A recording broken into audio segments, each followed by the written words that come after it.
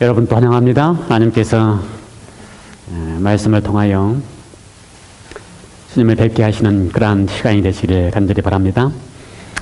미리 강구를 드렸듯이 오늘은 히브리서 12장 14절부터 29절에 있는 말씀으로 함께 말씀을 드리려고 생각을 합니다.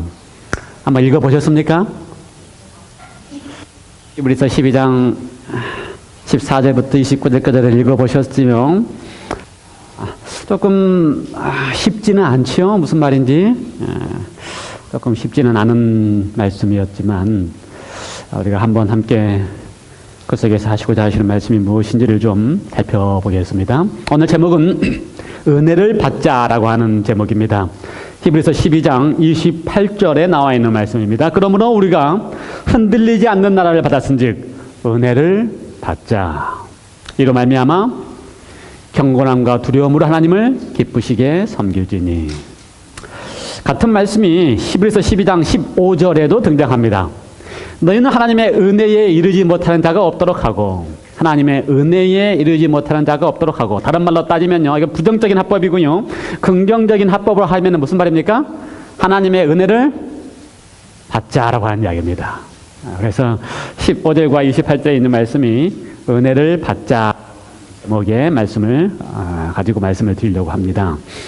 우리가 히브리서를 공부하면서요, 10장부터서 이제 히브리서의 결론 또는 히브리서의 실천적인 강의를 하고 있다라고 하는 이야기를 드렸습니다. 실천적인 강의요. 사도바 선생님의 상당히 설교 방식이 비슷합니다. 로마서도 보면은 거의 앞부분에서 아주 중요한 신학적인 강의를 한 다음에 12장부터도 실천적인 강의를 한 것처럼 히브리서도 역시 1장부터 9장까지 예수 그리스도의 커다란 두 가지 사역, 아들로서 대제사장이 되셨던 두 사역을 잘 설명하신 다음에 10장부터 시작해서 어떻게 살아야 되는지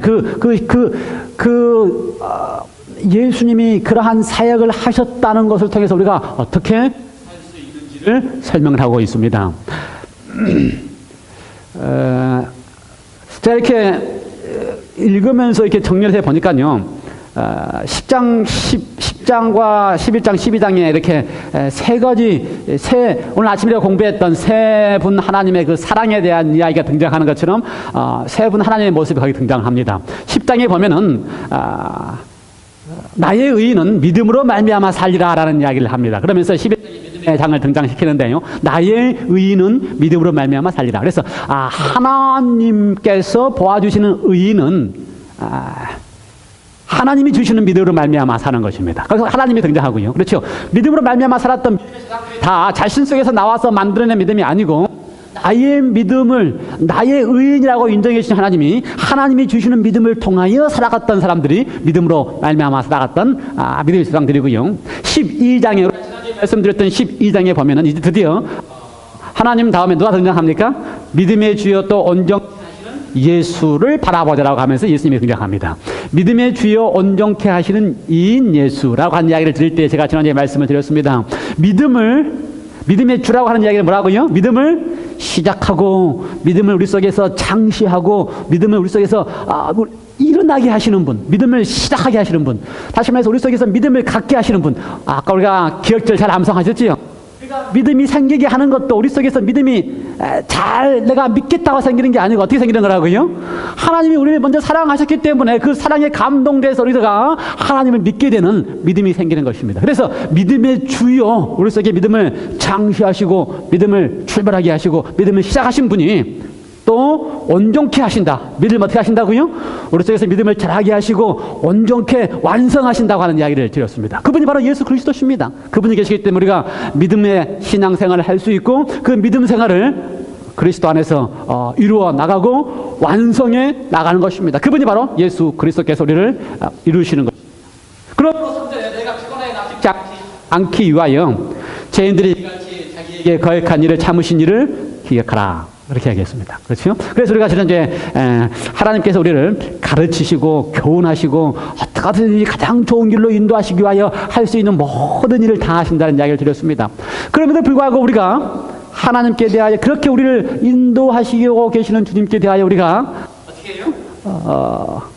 우리의 욕심이나 우리의 자존심이나 우리의 이기심 때문에 예수님을 가슴 아프게 하고 실망시켜 드릴 때라도 예수님께서는 어떻게 하신다고요? 우리를 위하여 우리가 그분에게 대하여 거역한 일을 참으시고 계신다라고 하는 말씀을 드렸습니다. 그래서 다행이지요. 참아주시고 그래서 그분께서는 바라고 믿고 견디고 계시기 때문에 우리가 거역한다 할지라도 다시 돌아올 것을 바라고 그렇게 믿어주시고 그 다음에 견디고 계시기 때문에 우리에게는 희망이 있다는 말씀을 드렸습니다. 오늘은 14절부터 29절의 이야기의 핵심은 은혜를 받자라고 하는 것입니다. 은혜를 받자. 이 은혜를 받자라고 하는 이야기 사실은 은혜라고 하는 이야기는 모든 것을 다 포함할 수 있는 이야기입니다.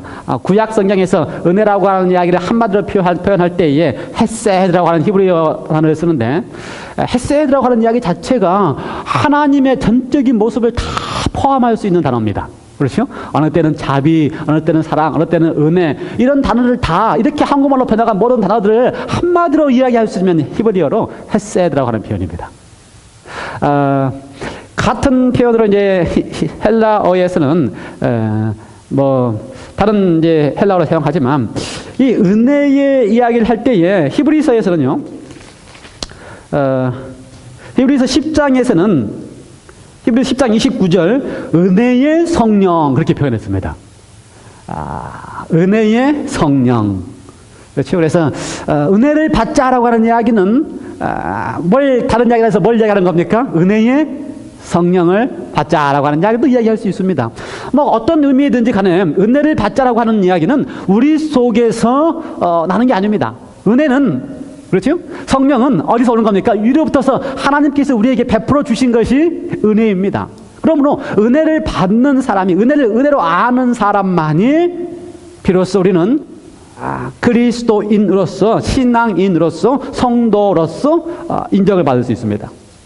그래서 28절에서는 우리가 흔들리지 않는 나라를 받았은즉 흔들리지 않는 영원한 나라, 하나님의 나라의 백성이 되었다 그 말입니다. 성도가 되었다 그 말입니다. 거룩한 백성, 성도라고 부르지요. 거룩한 백성이라고 인정을 받았으므로 우리가 하나님 안에서 은혜를 누리고 살아가는 백성이다라고 하는 이야기입니다. 여기 이렇게 성경을 쭉 읽으면서 정리를 해 보았더니요, 은혜를 받고 은혜를 누리고 또 은혜를 알면서 살아가는 사람들과 은혜로 인정하지 못하고 은혜를 받지 못하고 은혜를 깨닫지 못하고 살아가는 사람들의 차이가 있음을 성경은 히브리서는 이렇게 전개를 해 나갑니다. 첫 번째, 은혜를 아는 사람들 어떤 사람들일까? 은혜를 알고 은혜를 받고 사는 사람들은 어떤 사람들일까? 은혜 속에서 있다고 하는 사람들은 어떤 사람들일까? 우리가 말하는 성도라고 하는 백성들이 어떤 사람들일까? 14절에서는 이렇게 표현합니다. 은혜로 알고 살아가는 사람들은 첫 번째, 모든 사람과 더불어 있는 사람이다. 그럴 것 같아요? 네. 나 같은 죄인 살리려. 그런 참이 있지요?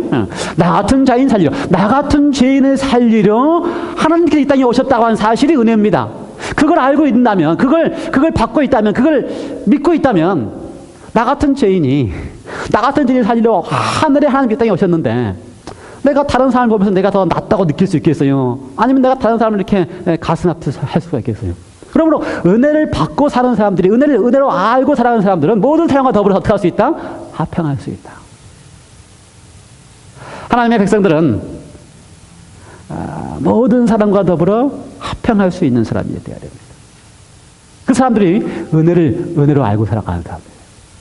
은혜를 좀 많이 받으시기 바랍니다. 그런데 은혜를 참 많이 받고 살아가면 좋겠는데 잊지 않고 살아가면 좋겠는데 그래서 제가 좋아하는 말이 모든 것이 다 하나님의 은혜입니다. 하나님의 은혜입니다. 라고 하는 말을 자주 사용하고 반복했으면 좋겠어요.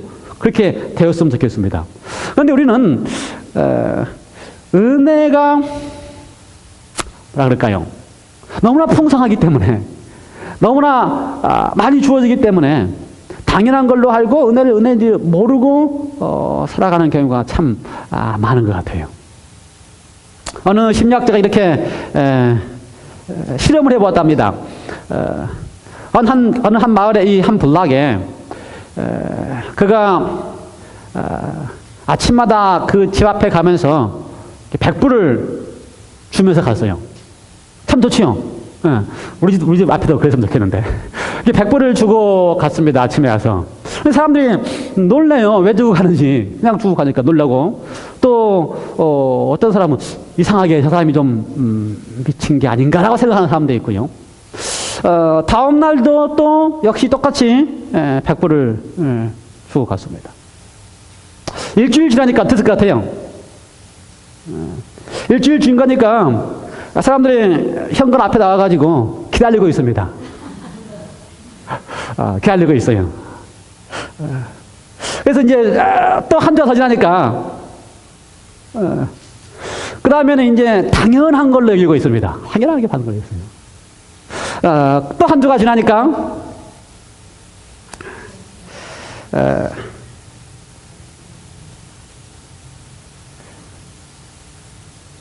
사람들이 뭐 이제 관심도 없이 당연히 있을 것 같으니까 한 달의 시험을 다 마치고 나서 이분이 그날은 아무것도 안 주고 지나갔습니다. 그랬더니 사람들이요 아주 불쾌하게 생각하면서 오늘 왜 안 주냐고 따졌습니다.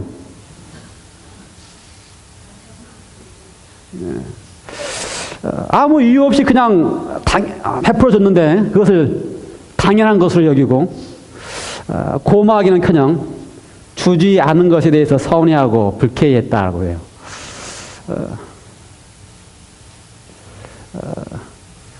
하나님의 은혜를 우리가 그렇게 알고 살아가고 있기 때문에 우리 속에서 많은 문제가 생기지 않는가. 그렇죠? 하나님의 은혜로 나 같은 죄인 살리라고 하는 찬미가 부르면서 정말 하나님의 은혜로 알고 살아가면 우리 속에 있는 많은 문제가 해결될 수 있을 거다 생각이 들어요. 화평할 수 있다 생각이 듭니다. 그 다음에 14절에서 계속해서 거룩함을 따르라라고 했습니다. 다른 사람과 더불어서 화평하게 되고 그 다음에 하나님의 은혜로 알고 살아가면 은혜를 받고 살아가면 거룩함을 따르게 된다. 그렇죠? 하나님은 은혜를 받고 살아가면 하나님이 거룩하신 분이신데 하나님과 만나고 하나님과 대화하는 것이 좋고 그것이 다 은혜인데 하나님을 닮아갈 때에 그 사람 속에서 거룩함이 당연히 있지 않을까. 그래서 주를 보고 만나고 살아갈 수 있다. 반대로 15절에 하나님의 은혜로 알지 아니하면 여러 가지 문제가 생깁니다. 어떤 문제가 생겨요? 중간에 보니까 쓴뿌리가 나서 괴롭게 된다 그랬어요. 하나님의 은혜로 알고 살아가지 못하면 쓴뿌리가 난다. 쓴뿌리가 나는 게 뭡니까? 우리 속에 있는 쓴뿌리들 있지요? 상처받고 상처 주고 또 마음 아파하고 하는 것들이 우리를 괴롭게 하는 것입니다. 욕심도 있고 이기심도 있고 시기심도 있고 자존심도 있고 그런 것들이 나를 괴롭게 하는 것입니다. 하나님의 은혜로 알고 살아가지 못하면 쓴뿌리가 나서 괴롭게 하고 그뿐만 아니라 어떻게 해요? 많은 사람들도 그것 때문에 역시 더럽게 된다. 힘들게 된다 하는 것입니다. 그리고 결론적으로 되면은 음행하는 자와 또 신앙에 있어서 중요한 신앙에 있어서 망령된다. 다시 말해서 신앙을 아무것도 아닌 것으로 여기게 된다.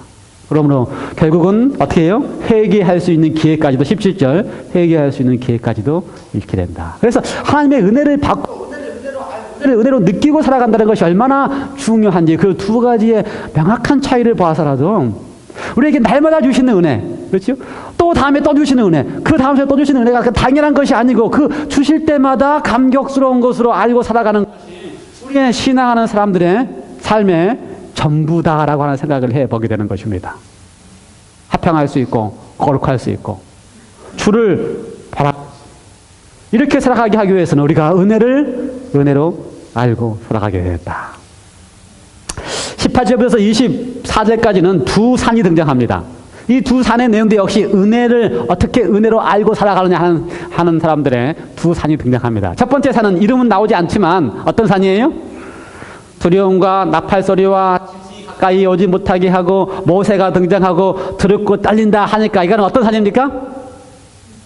신의 산입니다. 출애굽기 19장부터 등장하는 신의 산입니다. 두 번째 산은 22절부터 등장하는 무슨 산입니까? 시온산이 등장합니다. 시온산은 거기에 에루살렘이 있는데 새 에루살렘이든지 이스라엘의 에루살렘이든지 거기 에루살렘 성이 있고 에루살렘 성에 성도들이 있고 그다음에 뭐가 있어요? 교회가 있고 거기에 새 언약의 중보자이신 예수가 있고 아벨의 피보다 더 나은 것을 말하는, 다시 말해서 새 언약으로 인하여 구원받은 성도들과 더불어서 있는, 그래서 두 무리가 거기 등장합니다. 한 무리는 어디에 등장해요? 시내산 아래에 있어서 거기도 역시 구원받은 한 무리가 등장하고요. 또 한 무리는 시온산 아래에서 구원받은 한 무리가 등장합니다. 제가 왜 양쪽 다 구원받은 백성이라고 이야기했냐면, 가만히 보면요, 시내산 아래에 있었던지 시온산 안에 있었던지 그 산 아래에 있게 됐던 백성들 가운데서 자기가 잘해서 거기 와 있는 사람이 있어요? 아무도 없습니다. 그렇죠? 시내산 밑에 와 있는 백성들 가운데서 그 가운데 어느 한 사람도 시내산 밑에 올 때에 자기의 힘으로 온 사람이 있습니까? 없어요. 시내산까지 오기 위해서 누가 다 하셨습니까? 하나님께서 강한 손과 편팔로 인도해 내셨습니다. 그들은 어떤 사람들이었는데? 다 애굽의 종이었습니다. 다 종이의 신분이었어요. 그런데 그 종이였던 그들을 하나님께서 강한 손과 편팔로 그들을 인도해 내셔서 강의를 전하시고 시내산까지 인도하신 것입니다. 우리는 그걸 가르쳐서 뭐라 그래요? 은혜라고 표현합니다. 은혜. 그렇죠? 그래서 시내산 아래에 있던 모든 사람들이 하나님의 은혜로 거기까지 왔습니다. 시내산 지나올 때, 시내산까지 올 때에 어떻게 온지 아세요? 출애굽할 때뿐만 아니라 잠깐 출애굽한 다음에 홍해를 건널 때에 그들의 능력으로 홍해를 걸렀습니까? 아니요, 전혀 그렇지 않았습니다. 그렇지? 하나님의 은혜로 바다를 가르셔서 홍해를 건넜습니다. 홍해 건너고 나서 먹을 게 있었어요? 예, 아무것도 없었습니다. 하나님의 은혜로 하늘에서 만나가 내려서 그들로 하여금 어떻게 해요? 만나를 먹게 하셨습니다. 그들로 하여금 하나님의 은혜로 다 이루어진 것을 알게 하시기 위하여 뭘 주셨습니까? 안식일을 주셨습니다. 그래서 안식일은 율법이 주시기 전에 하나님이 은혜로 주셨습니다. 어떻게 주셨어요? 내가 너희를 다 구원했기 때문에, 내가 너희를 다 책임지기 때문에, 내가 너희를 이렇게 사랑하기 때문에 뭘 주신 거예요? 안식일을 주신 것입니다. 그걸 다 하나님의 은혜로 다 경험하고 있던 백성들을 어디까지 인도하신 거예요? 시내산 앞에 인도하신 것입니다. 어떻게 하시기 위해서 드디어? 제가 볼 때는 시내산 앞에 인도하신 가장 큰 핵심은 어떻게 하기 위해서? 함께 있고 만나기 위해서. 만나기 위해서. 그렇죠? 예, 구원에 너 왔는데 그걸로 끝나고 너는 구원에는 백성이고 나는 이렇게 멀리 떨어져 있으면 하나님의 심정이 아니에요. 하나님 어떻게 하고 싶은 거예요? 구원한 이유가 뭡니까? 어떻게 하니 그들을 다 은혜로 베풀어서 하나님이 전적인 사랑으로 다 구원해 놓고 그 다음에 어떻게 하시려고 하는 거예요? 만나고 함께 있고 싶으셔서. 그래서 시내산 하나님의 산까지 인도해 온 겁니다. 그런데 시내산에 있던 백성들이 한 가지 오해한 것이 있었어요.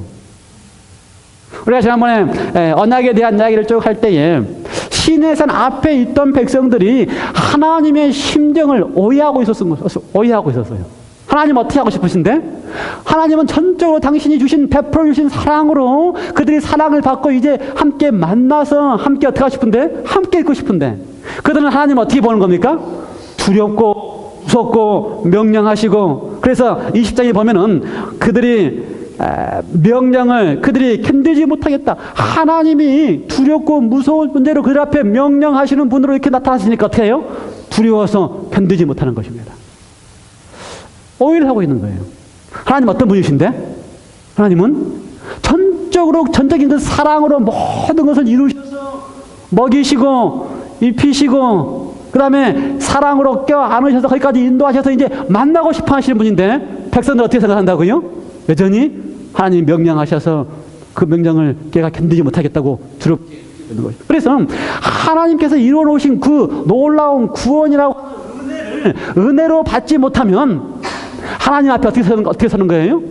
명령하시는 분으로, 두려운 분으로 하나님 앞에 들고 떨려서 시내산이 두렵고 떨려서 가까이 하지 못하는, 하나님의 심정과 전혀 관계가 없는, 하나님의 심정은 다 해놓으시고 어떻게 하시는 거예요? 만나고 싶으신데 그걸 전혀 이해하지 못해서 두렵고 떨리는 명령으로 받게 되는 것입니다.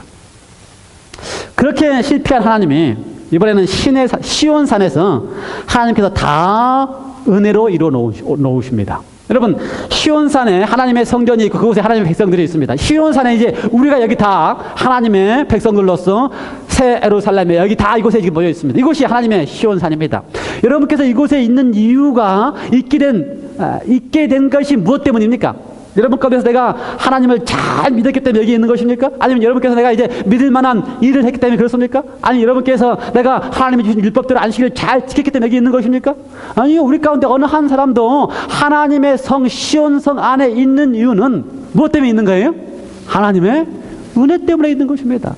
우리를 사랑하는 사랑 때문에 있는 것입니다. 아까 우리가 기억절 다 외웠죠? 어떻게 됐어요? 기억절 가운데? 우리가 하나님을 사랑한 것이 아니고 하나님이 우리를 먼저 사랑했다고 이야기하셨어요. 그렇기 때문에 우리가 그 은혜 때문에 여기에 시온산에 있는 것입니다. 그래서 그 시온산에 있는 백성들을 향하여 새 언약의 중보자이신 예수, 아벨의 피보다 더 나은 것으로 뿌린 피다라고 했습니다. 그래서 히브리서의 기록 주제는 너희가 이제 아벨의 피보다 더 나은 그 피, 예수 그리스도의 피, 그렇죠? 염소와 송아지의 피보다 더 나은 예수의 피가 단번에 너희를 어떻게 했다? 너희를 단번에 거룩하게 함으로 거룩함을 얻었다라고 선언하고 있습니다. 그러므로 우리가 하나님의 보좌 앞에, 은혜의 보좌 앞에 담대히 나아갈지어다. 그렇습니다. 은혜의 보좌입니다. 시온성 앞에 있는 사람들 가운데 우리 가운데서 어느 한 누구도 이제는 그렇죠. 시온성 안에 있으면서 시나이산 앞에 있었던 사람들처럼 똑같이 다 은혜로 출발했음에도 불구하고 시내산 앞에서는 어떻게 했어요? 그 은혜를 주신 하나님을 만나지 못했습니다. 그렇죠? 은혜를 받지를 못했어요. 시온산 앞에 있는 우리가 다 은혜로 출발했습니다. 이제 우리에게 호소하는 것은 은혜로 알고 은혜로 누리고 은혜를 받자라고 하는 것입니다. 하나님께서 왜 우리에게 은혜를 베푸셨을까? 왜 은혜를 베푸셨을까? 세 가지 이유가 있습니다. 첫 번째는 나를 위해서 은혜를 베푸셨습니다. 나를 위해서. 하나님이 왜 은혜를 베푸셨다고요? 나를 위해서. 왜? 나 같은 사람이 하나님을 만날 수가 없고요. 하나님을 대할 수가 없고요. 하나님 앞에 갈 수가 없는 존재이기 때문에 나 같은 죄인을 위해서 은혜를 베푸셨습니다. 우리 아내가 가끔씩 하는 이야기 가운데 내가 원해서 낳냐? 그렇죠? 내가 원해서 낳냐? 내가 원한 것도 아니고, 그렇죠? 내가 이렇게 원해서 약하게 난 것도 아니고, 내가 원해서 이렇게 아프게 난 것도 아니고, 내가 원해서 이렇게 힘들게 난 것도 아니고, 하나님께서 낳게 하셨다면, 아버지가 낳게 했다면, 부모도 낳은 자식에 대해 어떻게 해요? 그 자식을 책임지기 위해서 모든 걸 다 하는데, 하나님께서 낳게 하셨다면, 하나님께서 그것을 다 책임지시지 않겠느냐? 그래서 하나님께서 다 책임지시기 때문에 그것이 바로 뭐라고요? 하나님의 은혜라는 것입니다. 나 같은 죄인을 위해서. 정말, 아버지가 모든 것을 다 책임질 수밖에 없기 때문에 나를 위해서 은혜를 베풀 수밖에 없다.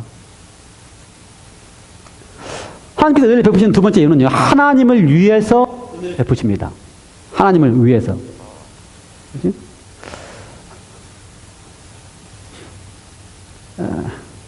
하나님을 위해서 은혜를 베푸신다는 이야기는 하나님의 심정이 그거예요. 하나님의 심정이. 하나님의 심정은 모든 자식들로 하여금 어떻게 하고 싶은 거예요? 만나고 함께 있는 게 하나님의 심정입니다. 그러니 만나고 함께 있는 게 하나님의 마음인데 그렇게 할 수가 있어요? 없어요? 하나님을 할 수 있는데 누가 안 돼요? 자식들이 안 돼요. 그래서 그 자식들이 하나님을 만나는 것에서 거슬려 하고 거리게 하고 힘들어하기 때문에 하나님의 은혜를 베푸셔서 그 자녀들로 하여금 하나님의 자녀들로 하여금 하나님 앞에서 설 수 있도록 그들의 죄를 다 어떻게 하신 거예요? 사하시고 깨끗하게 하시고 용서하시고 놓고서 아무 부담감 없이 하나님과 이렇게 만나시게 하기 위해서 하나님이 은혜로 그들을 다 하나님의 전적인 사랑으로 용서해 놓으시는 것입니다. 그것이 하나님의 은혜를 베푸신 거예요. 마지막으로 하나님께서 왜 은혜를 베푸시니까 세 번째는 섬기게 하기 위하여 기쁨으로 섬길지어다. 그렇죠? 기쁨으로 섬긴다는 게 뭡니까? 하나님을 위해서, 나를 위해서, 하나님을 위해서 우리의 신분을 다 하나님께서 만들어 놓으시고 바꿔 놓으신 다음에 함께 기쁨으로 섬길지어다라고 얘기했지만 정말 그 이야기는 기쁨으로 하나님과의 깊은 뭘 가지는 겁니까? 관계를 맺는 것입니다. 관계를. 그래서 거기에 29절에 보면 마지막 이야기 표현했어요. 우리가 하나님의 은혜를 받자, 은혜를 받음으로써 하나님을 기쁘게 섬긴다. 근데 그 기쁘게 섬기는 방법이 경건함과 두려움을 가지고 하나님을 기쁘게 섬긴다 이렇게 됐습니다. 아침에도 이야기했지만 우리가 성경을 읽을 때 참 조심스럽게 읽어야 돼요. 잘못 읽으면은 그 큰 사랑과 들어서 또 다른 부분에 이렇게 앞뒤가 충동되는 이야기가 있습니다. 여기 보면은 경건함과 두려움으로 하나님을 기쁘게 섬길지어다 이렇게 하겠어요. 두려움으로 하나님을 기쁘게 섬겨라. 상당히 좀 앞뒤가 안 맞는 말인 것 같지만 원래는 잘 보면 어떤 말이라고요? 하나님에 대하여 우리가 와 하면서 하나님을 섬긴다. 하나님에 대하여 하나님의 은혜를 받은 사람이 경건함이라고 하는 이야기는 그 다음부터 하나님의 은혜를 받고 난 다음에 느끼는 그 하나님에 대한 뭐예요? 와 하는 감정. 하나님께 대한 그 마음에서 나오는 이런 아버지라면 하면서 하나님께 가까워 싶은 마음. 그렇게 한 마음이 생겨야지만 하나님과 더불어 함께 있는 것이 기쁘고 즐거운 일이 될 수가 있는 것입니다. 25절부터 27절까지는 두 가지를 이렇게 비교해 놓고 있습니다. 하나는 다 흔들리고 넘어지는 것들, 또 하나는 결코 흔들리지 않는 것들. 그렇습니다. 이 세상에 있는 모든 것들은 다 흔들리고 넘어지는 것입니다. 우리가 중요하게 생각하고 있는 것들도 다 흔들리고 다 진동하는 것들입니다. 그렇죠? 우리가 그렇게 중요하게 생각하는 우리 자녀들에게 대해서 우리의 모든 것을 다 투자하고 있지만 그것도 다 어떤 거예요? 진동하고 흔들리고 보잘것없는 것들입니다.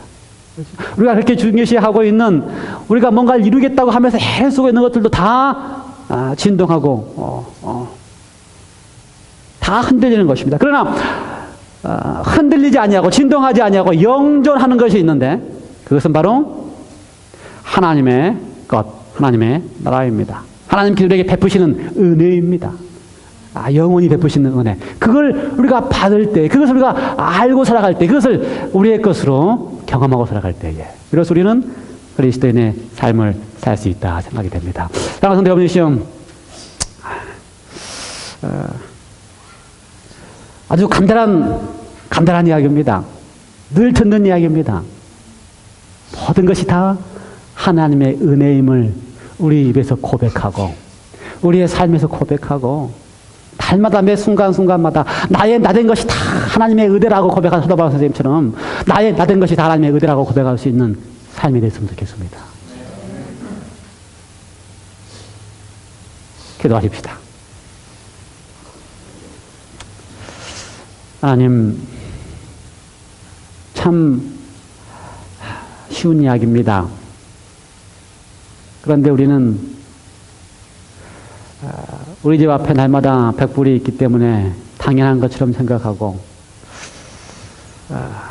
감사할지도 모르면서 아무 의미 없이 또 신의 산 앞에서 명령하신 하나님 때문에 두렵게 신앙생활을 하지 않았는지 주님 우리를 돌이켜보게 하셔서 이제는 시온산에서 하나님께서 우리에게 다 베풀어 놓으신 은혜 때문에 우리의 삶이 바꾸어질 수 있음을 믿게 하여 주시옵소서. 은혜를 은혜로 경험하고 은혜를 은혜로 확인하는 순간 우리의 왜요? 하나님의 은혜는 우리를 바꾸게 할 수 있을 만한 넉넉한 은혜이기 때문에 그렇습니다. 주님 우리를 바꾸어 주시고 변화시켜 주셔서 남들과 다른 사람과 화평하고 거룩함을 누리고 우리 속에서 경건함과 정말 두려움, 하나님을 하나님으로 아는 두려움 속에서 하나님과 기쁘게 교제하는 경험이 있게 하여 주시옵소서. 예수님의 이름으로 기도드리옵나이다.